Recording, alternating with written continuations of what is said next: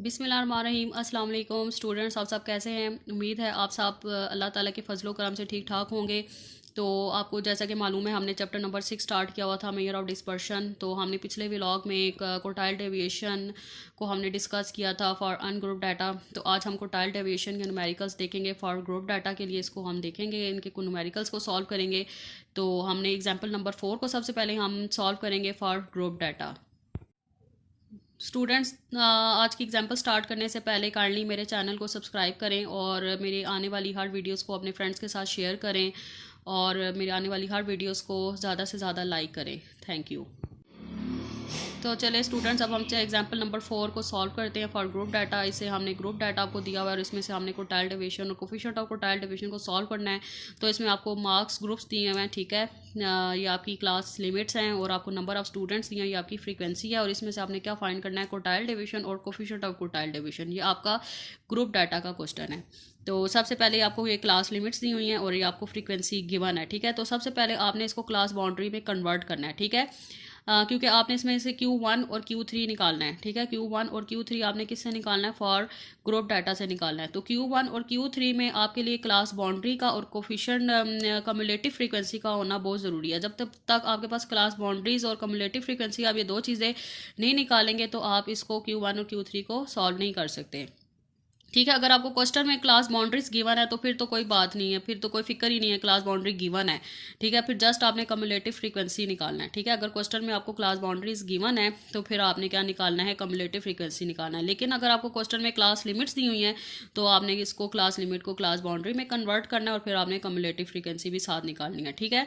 तो आपने class limit को, जैसे कि मैंने आपको शुरू के चैप्टर्स में बताया था कि क्लास लिमिट को क्लास बाउंड्री में कैसे कन्वर्ट करते हैं। जो आपकी ये जो आपकी सारी ये जो लोअर क्लास लिमिट्स हैं इनको 0.5 से प्लस करना है और ये जो आपकी सारी अपर क्लास लिमिट्स हैं इसको 0.5 से प्लस करना है, ठीक है। इन सब को हमने 0.5 से माइनस किया तो ये आपकी वैल्यूज़ आ जाएंगी। इन सब को आपने 0.5 से प्लस किया तो ये आपकी सारी अपर क्लास बाउंड्री आ जाएगी, ठीक है। जैसा 10 माइनस 0.5 करेंगे तो 9.5 एंड 19 प्लस 0.5 करेंगे तो 19.5, ठीक है। तो ये आपकी इस तरह क्लास बाउंड्री बनती जाएंगी। देखें, मैंने नीचे फार्मूला भी लिख दिया। लोअर क्लास लिमिट माइनस 0.5 आपकी लोअर क्लास बाउंड्री होती है और अपर क्लास लिमिट प्लस 0.5 आपकी अपर क्लास बाउंड्री होती है, ठीक है। अब फिर आपने कम्युलेटिव फ्रीक्वेंसी इसमें निकालना है। फर्स्ट फ्रीक्वेंसी को आप एज इट इज़ लिखें, फिर आपकी जो फर्स्ट फ्रीक्वेंसी है उसको, फर्स्ट कम्युलेटिव फ्रीक्वेंसी है उसको सेकंड फ्रीक्वेंसी में ऐड करें। 1 + 3 4 इस 4 + 2 6 6 + 16 22, ठीक है। इस तरह आप अगले में इस कम्युलेटिव फ्रीक्वेंसी को उसको अगली फ्रीक्वेंसी में ऐड करते जाएँ तो ये आपकी कम्युलेटिव फ्रीक्वेंसी बन जाएगी। जो लास्ट आपकी कम्युलेटिव फ्रीक्वेंसी आएगी वो आपका फ्रीक्वेंसी का टोटल होगा।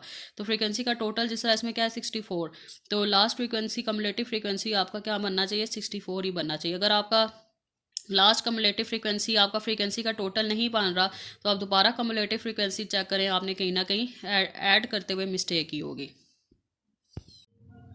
तो स्टूडेंट्स, जो आपकी क्लास लिमिट्स होती हैं उसमें जो आपकी फर्स्ट क्लास, ये जो आप इस तरह की आप ये टर्म्स देख रहे हैं 19 है, जैसा 20 है, 29 30 है, मतलब जो फर्स्ट क्लास की अपर क्लास लिमिट होगी और सेकंड क्लास की लोअर क्लास लिमिट होगी, ये सेम नहीं होती, ठीक है। ये जो इस तरह के डायगनल्स जो बनते हैं ये सेम नहीं होते, ठीक है। लेकिन क्लास बाउंड्रीज में जो डायगनल्स होते हैं सेम होते हैं। यहाँ से भी आप पहचान कर सकते हैं कि आपको क्वेश्चन में क्लास लिमिट्स दी हुई हैं या क्लास बाउंड्रीज दी हैं। जिस तरह देखें, ये 19 है, ये 20 है, ये 29 है, 30 है, सेम नहीं है, ठीक है। तो यहाँ से आपको समझ आ जाना चाहिए क्लास लिमिट है। लेकिन जब आपने इसको क्लास बाउंड्रीज में कन्वर्ट किया तो देखिए, जैसा 19.5 है, ये भी 19.5 है, 29.5 है, ये भी 29.5 है, ठीक है। ये जैसा डायगनल्स जो है ये सेम बन रहे हैं ना, ठीक है। तो इस तरह के कि अगर आपको क्लासेस दी हों तो ये आप समझ आएंगे क्लास बाउंड्रीज हैं। तो जब आपने देखें क्लास बाउंड्री में कन्वर्ट किया, डायगनल सेम हो गए, तो ये आपके पास क्या आ गई? क्लास बाउंड्रीज बन गई आपके पास। स्टूडेंट्स, अब हम निकाल लेते हैं Q1 निकाल लेते हैं। तो Q1 का आपका क्या फार्मूला है for group data? Q1 = L + H/F n/4 - C। तो सबसे पहले आपने n/4 निकालना है, ठीक है। n/4, तो n इसमें क्या है आपका 64, ठीक है। ग्रुप डाटा में जो आपका फ्रीक्वेंसी का जो टोटल होता है वही आपका n होता है, ठीक है स्टूडेंट। जो ग्रुप डाटा होता है उसमें जो आपका फ्रीक्वेंसी का टोटल क्या है? 64 है, तो 64 ही आपका n है, ठीक है। तो 64 / 4 करें तो आपका आंसर क्या आ जाएगा? 16 आ जाएगा। तो अब आपने देखना है 16 आपका कम्युलेटिव फ्रीक्वेंसी में कहाँ पे लाइक आ रहा है। 16 से जो फर्स्ट बड़ी वैल्यू है, देखें ये 16 से अगर इसको देखें ये भी छोटी वैल्यू है, 4 को देखें भी छोटी वैल्यू है 16 से, इसको देखें भी छोटी वैल्यू है। तो इसको देखें तो फर्स्ट जो कम्युलेटिव फ्रीक्वेंसी की 16 से बड़ी वैल्यू है वो 22 बन रही है, ठीक है। तो 16 इस पोजीशन पे लाइक आ रहा है, ठीक है। तो यहाँ पे इस पोजीशन पे लाइक आ रहा है, तो यहाँ पे आप लिख दें कि इस पोजीशन पे लाइक आ रहा है। तो उसके सामने वाली वैल्यू जो होगी लोअर क्लास बाउंड्री होगी उसको हम एल कह देंगे, और जो उसके सामने वाली फ्रीक्वेंसी होगी उसको हम एफ कह देंगे, और जहाँ पे लाइक आ रहा था उसके ऊपर वाली वैल्यू को हम कह देंगे 6, ठीक है। तो n/4 से जो आपका आंसर आया था वो 16 आया था। तो 16 से आपने शुरू से देखते जाना है, ये भी छोटी वैल्यू है 16 से, ये भी छोटी वैल्यू है, ये भी छोटी वैल्यू है। जो फर्स्ट बड़ी वैल्यू होगी 16 से जो बड़ी वैल्यू होगी वो वहाँ उस पोजीशन पे आपने उस पोजीशन को सिलेक्ट करना है, ठीक है। जैसा 22 16 से बड़ा है, इस पोजीशन को हमने सिलेक्ट कर लिया, ठीक है। तो उसके जो इसके सामने इस पोजीशन के जो सामने वाली लोअर क्लास बाउंड्री होगी उसको हम एल कह देंगे, और इसके सामने वाली फ्रीक्वेंसी को हम एफ कह देंगे, और जहाँ पे लाइक आ रहा था उसके ऊपर वाली वैल्यू को हम कह देंगे सी। सो एल क्या आ गया इसमें 39.5, एफ क्या आ गया 16, और सी क्या आ गया 6 आ गया। अब आप इसको फार्मूले में पुट कर दें,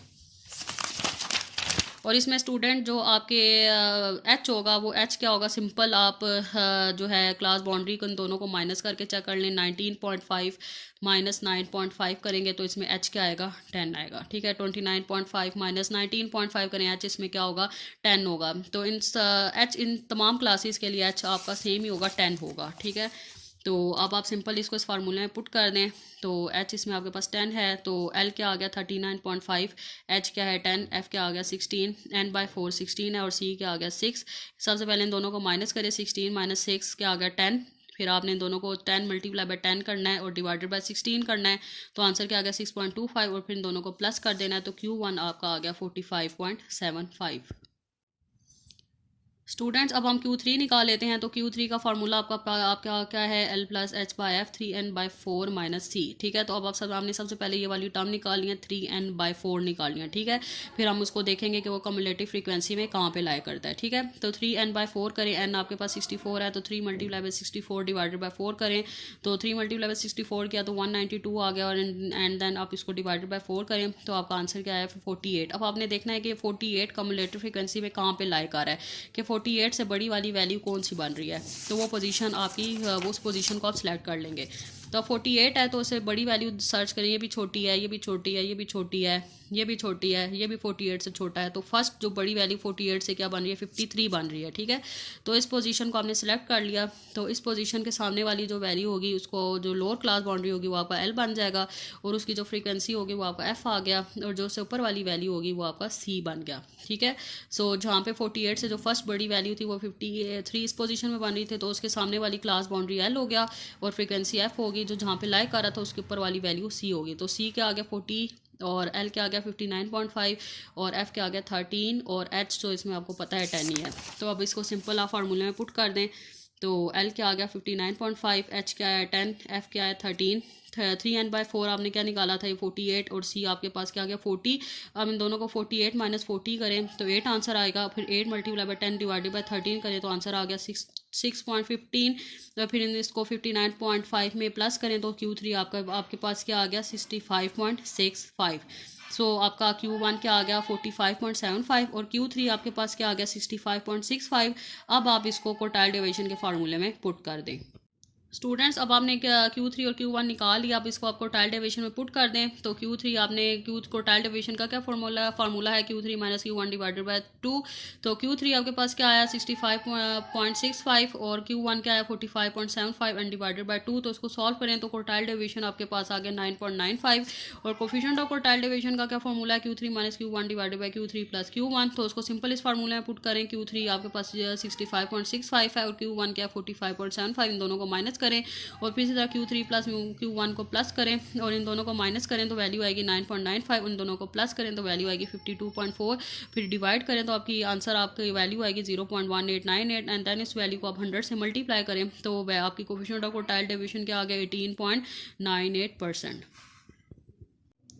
स्टूडेंट्स ये अब आपने कोटाइल डिवीजन को सॉल्व किया और कोफिशिएंट ऑफ कोटाइल डिवीजन को सॉल्व किया for group data. I hope so आपको समझ आ गया होगा कि आपने अगर आपको ग्रुप डाटा दिया हो तो आपने कोटाइल डिवीजन और कोफिशिएंट ऑफ कोटाइल डिवीजन को कैसे सॉल्व करना है। तो अब आप इसकी प्रैक्टिस करें, इनके फार्मूलाज को याद करें और इनको रजिस्टर पर खुद सॉल्व करें और इनको समझें। और अगर आपको कोई चीज़ क्लियर नहीं हुई तो मुझे कमेंट सेक्शन में बताएँ। तो अब मुझे दें इजाज़त, अपना ख्याल रखें, अल्लाह हाफिज़।